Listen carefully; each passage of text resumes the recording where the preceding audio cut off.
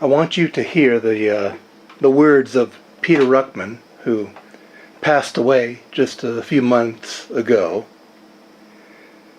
He's with the Lord now, which is fantastic. I look forward to seeing him. But in this, I want you to hear what he said back in the 1960s during the Vietnam War, while he was reading from the King James Bible, word for word, his eyeballs reading the text. This was way before the Mandela Effect. So I just want the Christians to know that the words of Isaiah 11:6 have always been what you read now. Now, whether the secular world loves Luke, I'm your father, or life was a box of chocolates, or any of that stuff, it's so insignificant it doesn't even matter. But this is the key. Isaiah 11, verse 6. Listen to him. Listen to Peter all the way through to the end here.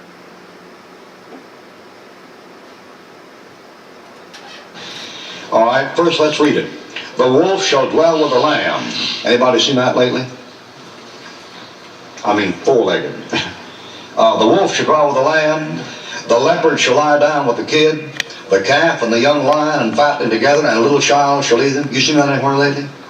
Did you see that when Christ came back? When Christ came back, you see a little kid going down the street. You only had a lion and a lamb and a goat there and a hauler together, walking around downtown with them.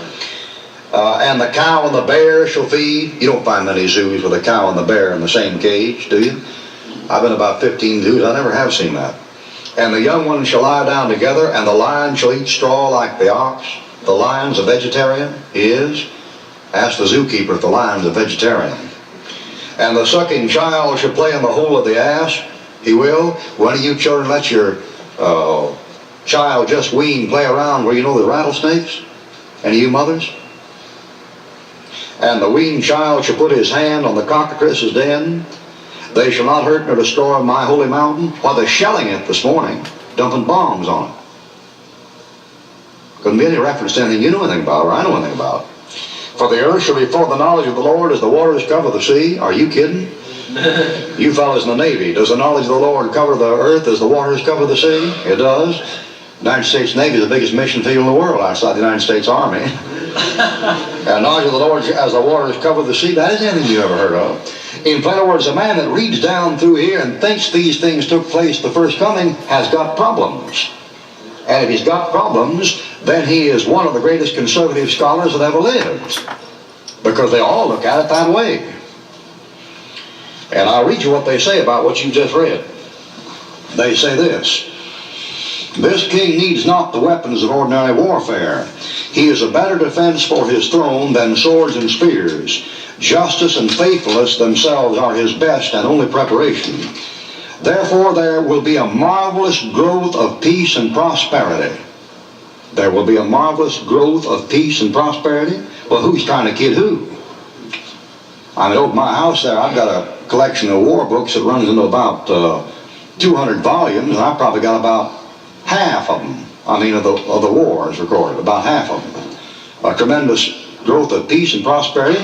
Well, so you got Vietnam going right now, Korea hanging fire, Turks moving, Israel going at it full blast, Egypt going at it full blast, Detroit and Cleveland going at it full blast. And folks say peace and prosperity, why, it's ridiculous.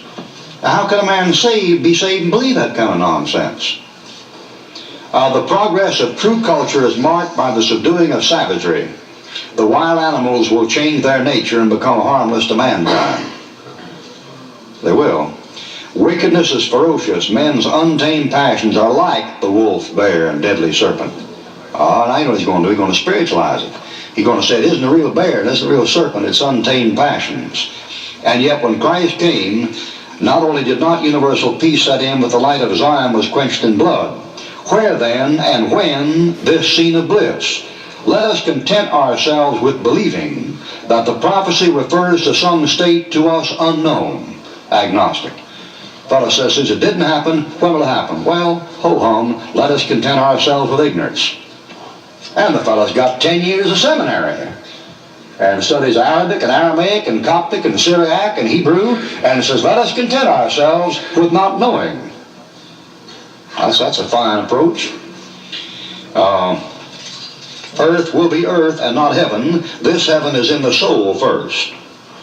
There we dream of it, nay, we realize it as we listen to the prophet's glowing words and believe that but a step may carry us into a world where it is realized by all. The prophecy is already fulfilled for us if God has made a heaven of hope in our hearts. The prophecy has been fulfilled about this lion and bear. If the heaven of hope of heaven is in our hearts, man's out of his mind. Out of his mind. 14 years of college, never learned a thing. It will be a glorious rest, for truth will conquer error, right will conquer might. Love will have victory over all forms of division and hate. It shall be, for Christ has spoken it. It shall be, for he has power in heaven and earth. It shall be on spiritual grounds.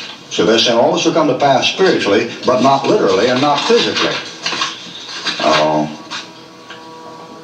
Poetry had its golden age. Scripture has its golden age in the future. Towards it we are moving. That's evolution in Christian theology. For the coming of the golden age we are working. In olden time men failed in faith the perfect king would come, and now we fail in faith that the perfect kingdom will ever come, because we cannot explain when, how, and why. I can explain when, how, and why. I have no trouble at all telling you when the perfect kingdom is going to come. And when, and how, and why, and who, and wherefore. And so can anybody that believes the Bible. It may be said, have we any seemingly good reason for failing faith? So forth and so on. What are we doing to hurry the oncoming kingdom? The world's hope lies in spreading the knowledge of the Lord. No, it doesn't. The world's hope lies in Jesus coming back. Everywhere the heralds must go until the earth is full, as the sea basin is with waters. Man can be one in God. Unities of government are possible, and one in which a spiritual kingdom rules. Well, that's what Augustine said in the City of God. That's what Karl Marx taught. But not much biblical Christianity in that. This verse is used as an argument for what is known as the second coming of Christ. You ain't kidding, brother. Its force and value in that relation we do not now discuss. Are you old chicken? The spiritual suggestion of the past is now before us, and we are to see that Christ is the bond of unity for the world, which never can be won except in his love. How this unity is to be secured we may fully see by considering the following points. He can perfect the unity of the race by winning the universal love, the supreme love, which is the life of humanity and the ensuring of the brotherhood. All men can be sons of one Father in their love. All men can be brothers indeed by the love of their common sonship. Is he saved? Yeah, that's probably one of the fellows that taught the faculty at Moody Bible Institute everything they know. So much for that. All right, 11:6. Now we're going to take it literally. 11:6. The wolf shall dwell with the lamb. How so? Well, that wolf's nature got to be changed. The leopard shall lie down with the kid. The leopard's nature will have to be changed. The calf and the young lion, the lion will have to be changed. And the bear, where have I seen the leopard and the bear and the lion together before? I think I've seen that somewhere. And the bear and the cow and the bear shall feed, the young one shall lie down together, the lion shall eat straw like the ox. And the sucking child shall play, there's a serpent and an ox and a bear and a leopard and a lion and a wolf. That's just about as bad as you can get from what you know about the Bible. They shall not hurt nor destroy my holy mountain, for the earth shall be full of the knowledge of the Lord as the waters cover the sea. All right, let's come to Romans 8, and this time we'll take it literal, and we'll assume that the Lord knew what he was talking about, and the scholars don't. And we'll assume the Bible means what it says and says what it means. and we'll assume that there should be a golden age. God knows that this age is all there is. It isn't worth much.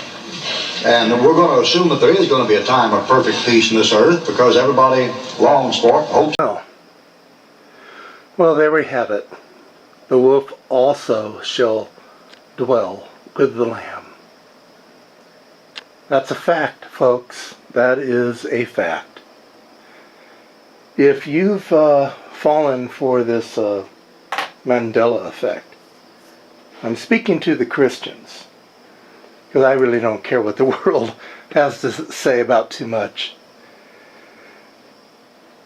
But Isaiah 11:6, it's always been the wolf, and it's just simply pop culture through a song from that was written in the 1930s that produced this thought of the lion shall lie with the lamb. And it just isn't true. There is no fact to it. There's no reality to it. There's no anything to it. So anyway, oh boy, I don't know. I hope it helps. Maybe I'll make another video on it all. I'll see. Anyway, take care everybody. I'll see you later, alligators.